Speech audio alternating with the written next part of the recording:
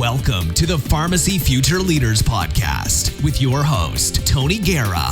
The Pharmacy Future Leaders is part of the Pharmacy Podcast Network, focusing on pharmacy student perspectives, interviews, and the future outlook of our pharmacy industry. This is Danielle Ofri from the Bellevue Literary Review, and you're listening to the Pharmacy Podcast. Welcome to the Pharmacy Podcast Network. I'm your co-host, Tony Guerra, for the Pharmacy Future Leaders Podcast, broadcasting from DMAX Health and Public Services Building on the Ankeny, Iowa campus. Connect with me on Twitter at Tony_PharmD, or check out my Tony PharmD YouTube channel, where you can find over 800 videos on top 200 drugs that support my audiobook, Memorizing Pharmacology. Today, we are speaking with Danielle Ofri, MD, PhD, and Associate Professor at Medicine at New York University School of Medicine. But her clinical home is at Bellevue Hospital, the oldest public hospital in the country. She's founder and editor-in-chief of the Bellevue Literary Review, and her newest book is What Patients Say, What Doctors Hear, an exploration of doctor-patient communication and how refocusing the conversation between doctors and patients can improve health outcomes. So, Danielle, thank you so much for coming on the Pharmacy Podcast. Thank you so much. It's great to be here. Okay. Everyone's leadership road is a little different. How did you work your way to becoming a leader in the patient-doctor relations space? Well, I would say certainly that wasn't the career path I started out in. Okay. In fact, I have a PhD in pharmacology. I was an MD PhD student, and I was studying opiate receptors and planning to be a bench researcher all my life. But then I did my internship at Bellevue Hospital in internal medicine, and I fell in love. And I think what I fell in love with were the patient stories, the connection with the patients. And while I still love research and science, I ended up in clinical medicine because of that. And then over time, I remember that the stories were so captivating, and I felt that I should be writing these down. I knew they were so unique, but there wasn't time or space. And partly we're too busy, but also I think they were too close to the emotional bone. It wasn't until I took off about a year and a half after residency that I began to take the time to write down these stories. And that really then created this sort of side interest of mine of writing patient stories, both in journal form and then eventually in book form. Okay. And just practically, how do you deal with HIPAA? Because I'm sure many authors would want to know, how do you have these great stories, how do you handle getting through HIPAA so that you can share these stories? Well, so my first few books, I wrote them years and years after they occurred. So most of the patients weren't even track downable or even alive in those cases. Not that their permission wouldn't still be critical, but I had often no way of tracking them down. And so in those cases, I changed their names and identifying characteristics. And I also made sure that anything that I thought would be uncomfortable for the patient or family, should they recognize the patient, to be out, to take unless it was necessary. And ultimately, I wanted the rendering to be respectful, in that the patient's something to teach us, and that's treating them with respect. And if I thought it wasn't, then I wouldn't publish it. If it was in any way degrading or denigrating, it wouldn't be published. Going forward, I try to obtain consent from patients in real time. Or there are times where I use just the skeletal outlines of the story where it's very generic and the actual patient themselves wouldn't be identifiable. So a patient with diabetes, a middle-aged man, that's very, very nonspecific. Sure. So okay. That's really how I do it. Okay. Let's start with this. As a best-selling author, many are going to think your life is absolutely perfect. You're living in New York. You're a physician, dual degree. What was your most difficult moment as an author or writer that might help others appreciate the struggle to get to where you are? I just need to stop laughing a little bit. It's a great characterization. I wish it were. I live in a tiny Manhattan apartment. I've got 3 kids, all in the teenage, preteen years. So it's not at all the glamour one would imagine. So partly it's I try to be very efficient in my work. I've kind of gotten rid of most of the the frill and excess part of life, shopping, cooking, watching TV, all that stuff is gone. I really try to focus on the things that are the most meaningful for me, seeing patients, writing, and I also have been taking cello lessons. That's been a really big part of my life and my family. Aside from that, I haven't bought new clothes, I think, in 15 years. But one decision I made, and actually was made for me when I was first hired, they only had a 60% spot opened in the hospital. And I'd never thought about working part-time, but that's what they had. I had student loans, so I took it. Then I began to use that extra time to write. And so when a full-time spot opened up, I ended up turning it down. And so the sacrifice I turned down, that, half of my salary for that. But I find that the time that I've gained is so much more valuable. And, as long as I, earn enough to put food on the table and keep the roof over our heads, that's enough for me. And I'd much rather have the additional time, the additional money. So I've kept that 60% time and resisted efforts to expand that because the time for writing is so crucial. And then I write on the airplane. I write, whenever I have free time, early in the morning, late at night. And I just haven't watched a single new TV show in 20 years. Wow, I don't even know what to say. I rely on my husband to keep me up to date on that, or I read the reviews in the New Yorker of all the new TV shows. Okay, well, I've got to say I'm very impressed with your focus and that you've kept that. I'm just really, really impressed. Also, one other thing is learn to say no to everything. Do you want to be a mentor for this? Do you want to volunteer for that committee? Do you want to, whether work or kids' schools? I really say no to everything. Could you please do more interviews for medical students and house staff? They're all wonderful things, but if you say yes to them all, you lose all your time. So that's where I think the discipline really comes in, is saying no. Otherwise, it doesn't feel like discipline because I love writing and I love music and I love seeing my patients. So that part doesn't feel discipline. Saying no to things, that does take some. Okay, well, Warren Buffett is famous for saying that too, so it sems like he's copied you, and he's done okay in a little bit of a different realm. Yeah. Okay, well, let's talk a little bit about the recent book, What Patients Say, What Doctors Hear, and we'll talk about the other four in a little bit. But how is this one different than the other four that you've written? I met you through Common Narrator. I had Ann Richardson narrate my book, and then I'm like, oh my gosh, who else is there? And then I saw your book, and I was like, oh my gosh, this is coming out around the same time. So I guess just walk us through the book a little bit, and how long did it take to put together? How did you decide on the stories? All of those good things. Well, the genesis came from my prior book, What Doctors Feel, How Emotions Affect the Practice of Medicine. I'd been interested in doing a chapter in that book on doctor-patient friendships. And so I had found this interesting blog online of a doctor who had become friends with a patient. And I interviewed her. And she told me about a very challenging patient, a young woman with difficult to diagnose illness, and had many conflicts over treatment. And as I'm reading the doctor's blog, I see comments from someone who might be that patient. And the short story is the patient gave me permission to talk to her as well, and she gave me her whole story. What was so fascinating was how different the two stories were. Two very intelligent women, thoughtful, self-critical, but gave a completely different version of how things went. Now, that story ended up being cut out from the book on emotions, and that became the kernel of this new book, What Patients Say, What Doctors Feel. What Doctors Hear and feel. Because the patient described to me, it was like we were in a rowboat rowing in the opposite direction. And I think that's a sentiment that many patients have. Their doctor isn't necessarily being a mean or nasty person, but they hear things and see things differently and may have different priorities. Yeah, I've been in a marriage for almost 9 years, and I know that as soon as I see a certain silence or a certain anger, I immediately say, what did you hear me say? Right. What you heard me say and what I wanted to say are so different. Now, you talk in the book, and this is actually way towards the end of the book, and I remember it very clearly. I'm running past the I want to say Lincoln Memorial, Washington Monument, and it just struck me so much that there was this doctor, I think it was diabetes, and he was working so hard to get this patient to improve, and it ended up pushing the patient away. Can you talk a little bit about how our conversations with a patient and wanting it more than they do actually push them away from us?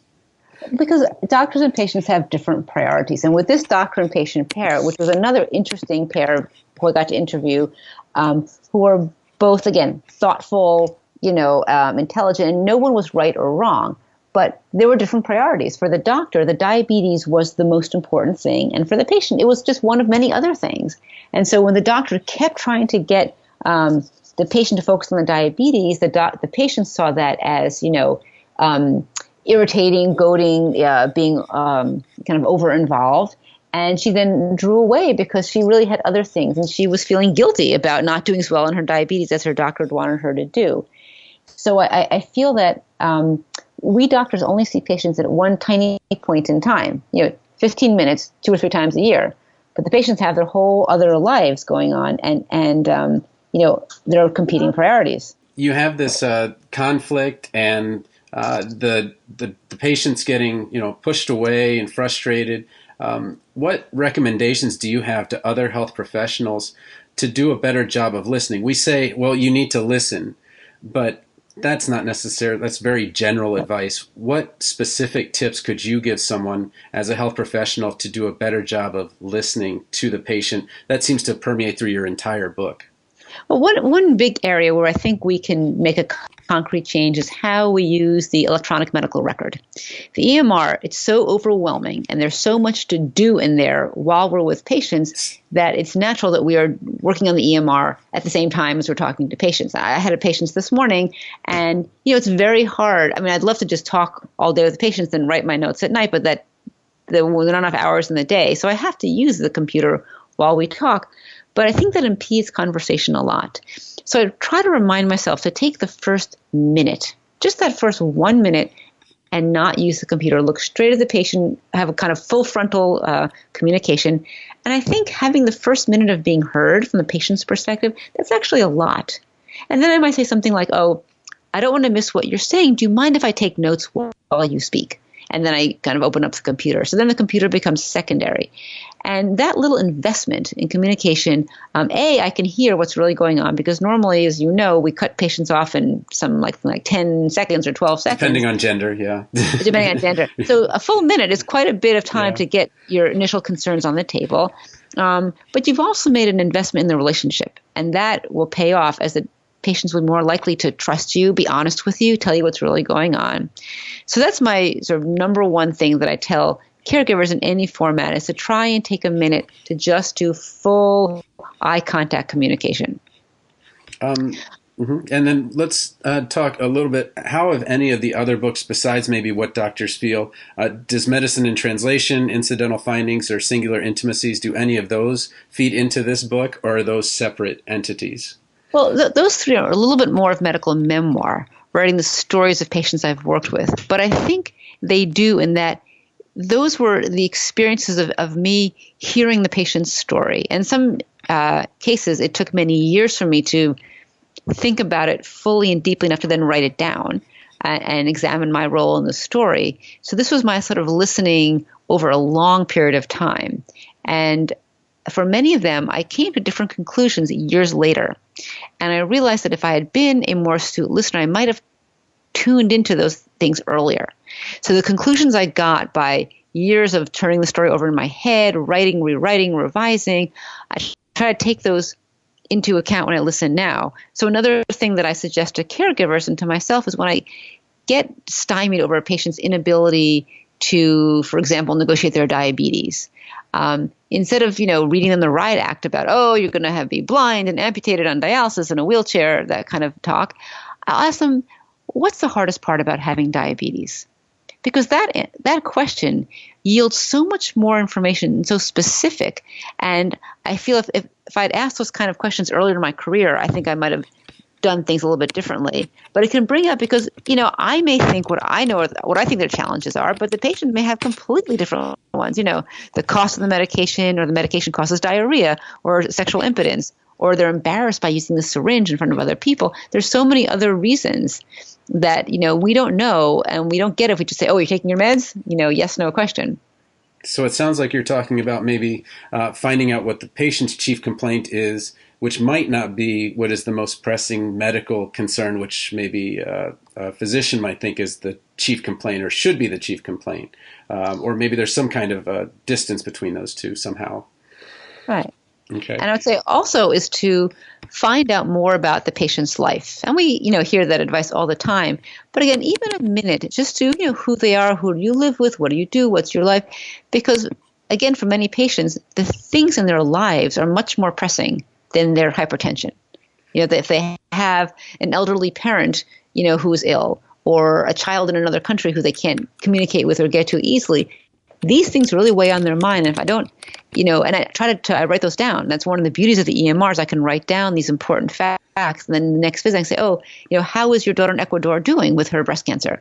Because I know that's the most important thing for my patient. And then we can get to the diabetes. So trying to find out what else besides the medical issue is really weighing on the patient. Now, there's a lot of talk about being caregivers. I'm in the sandwich generation. My parents are in their 70s. My children are 5, 5, and 5. I have triplet 5-year-old girls. So I'm definitely in that, seeing caregiving for, or will be caregiving for both.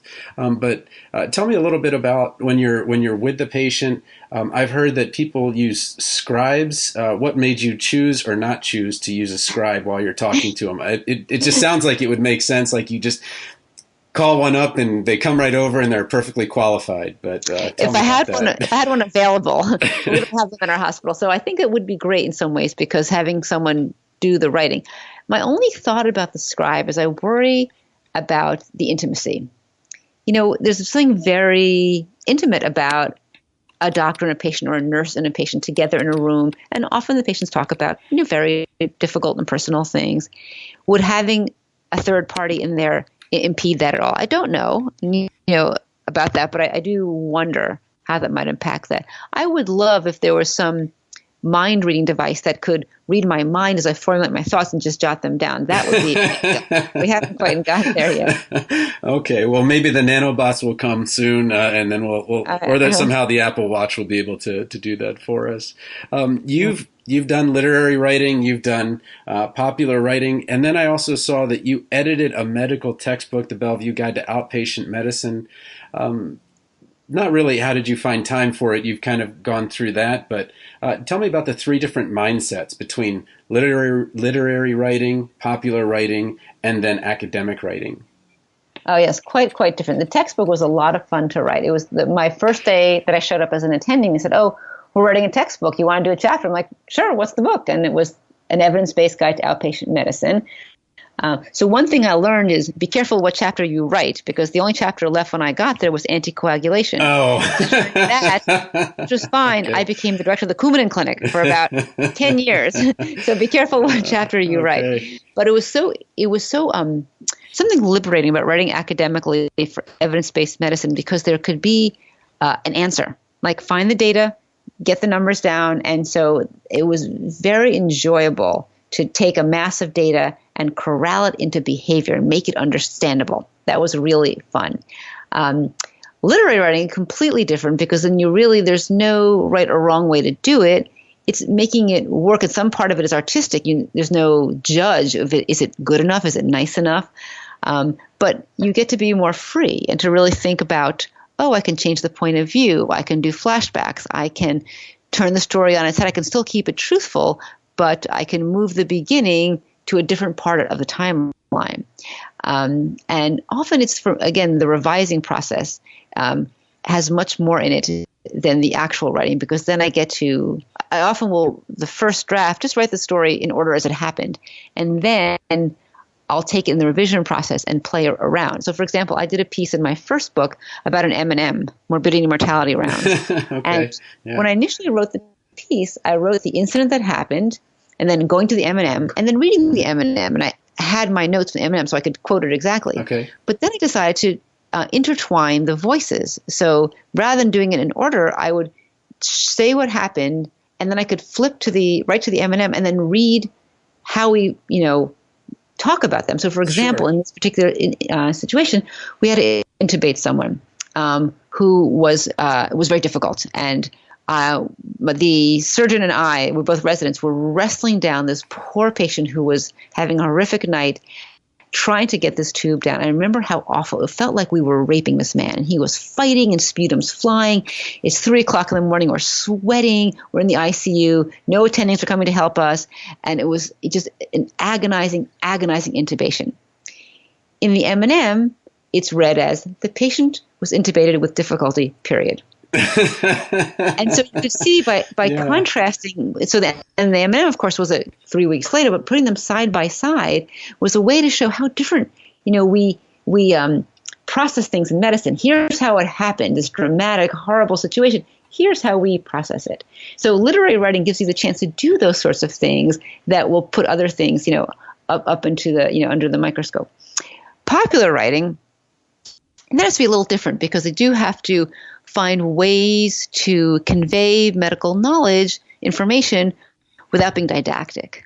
Sure. Of course, that comes up a bit in literary writing, but so trying to find, without saying, this is what this medication does, to sort of mention it and try to get it in context so the reader gets it without feeling they've been told it.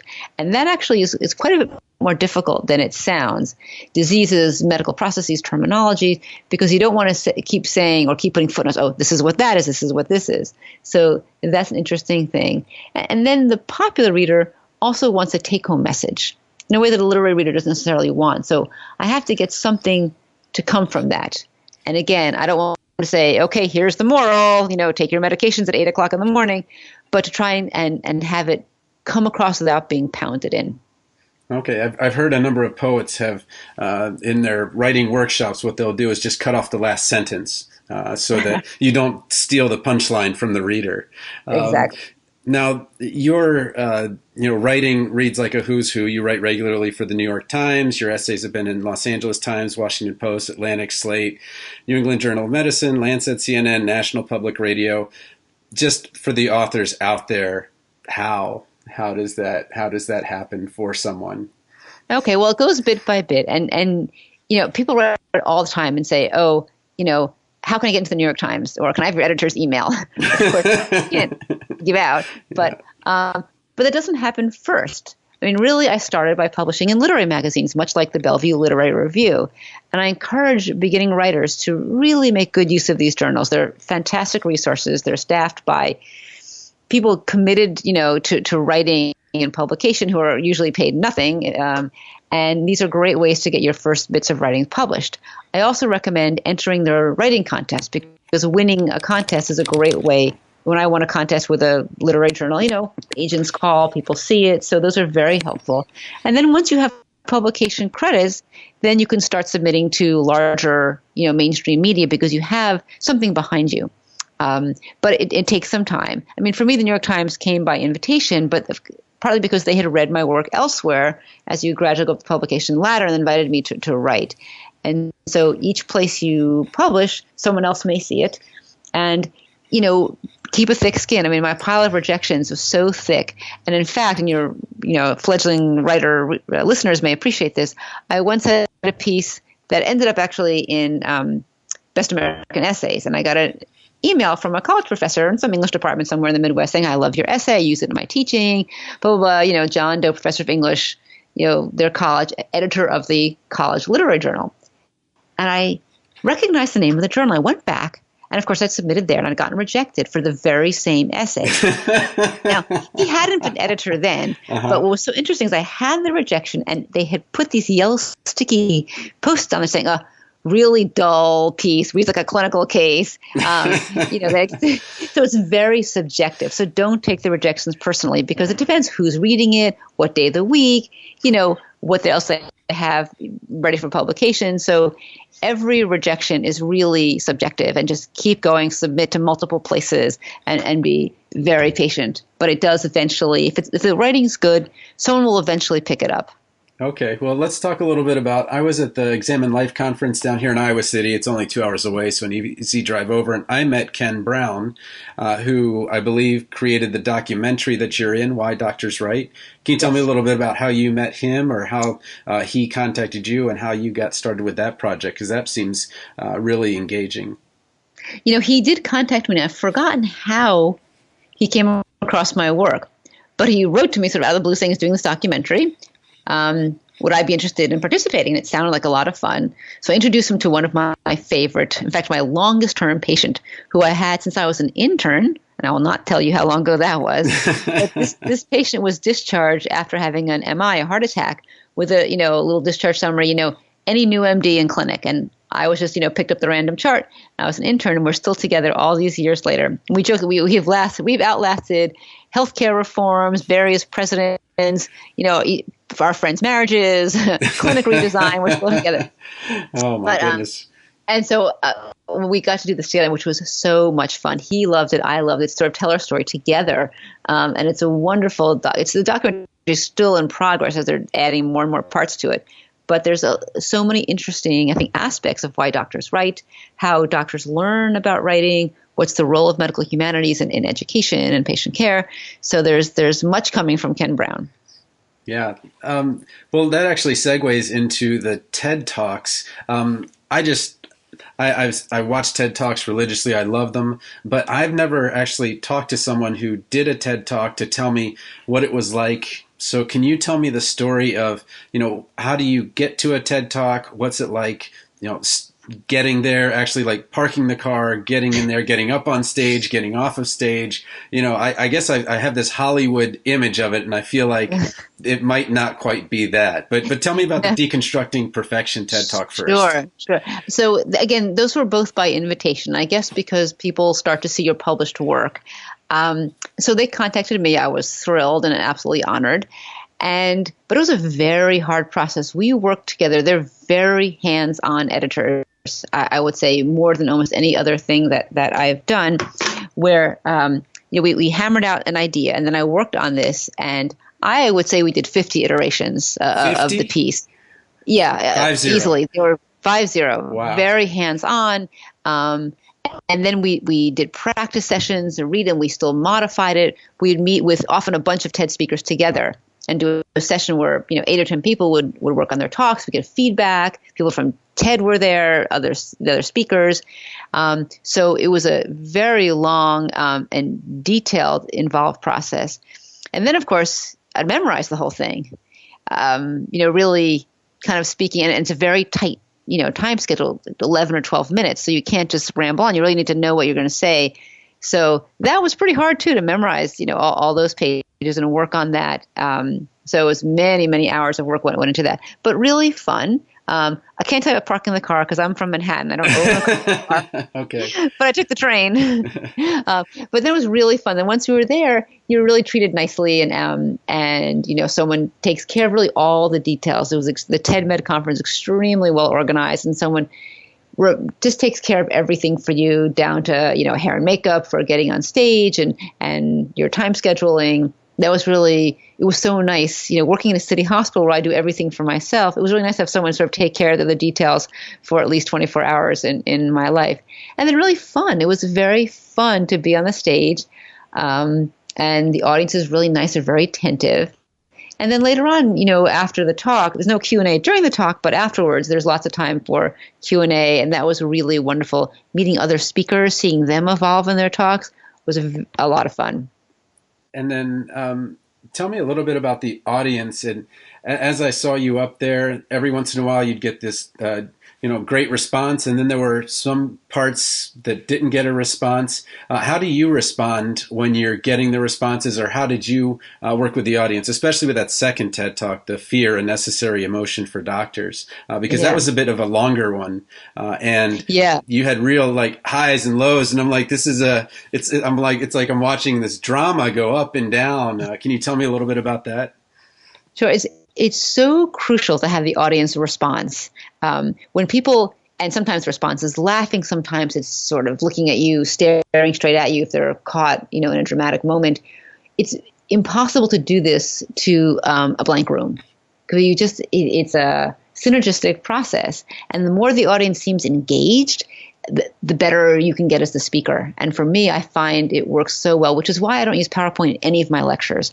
I was just at the University of Missouri Columbia last week, and they always ask, "Oh, do you have your PowerPoint?" I'm like, "Nope, no PowerPoint," because with PowerPoint, the audience is looking at the slides, not at you. And I found when I do that, I lose the connection, and then I'm a worse speaker, which to me is so interesting because when I did the research for this book, I found a lot of research about how listeners affect the speaker. In particular, in the case of doctor-patient talking, when this patient's speaking, if the doctor isn't listening attentively, the patient's story falls apart.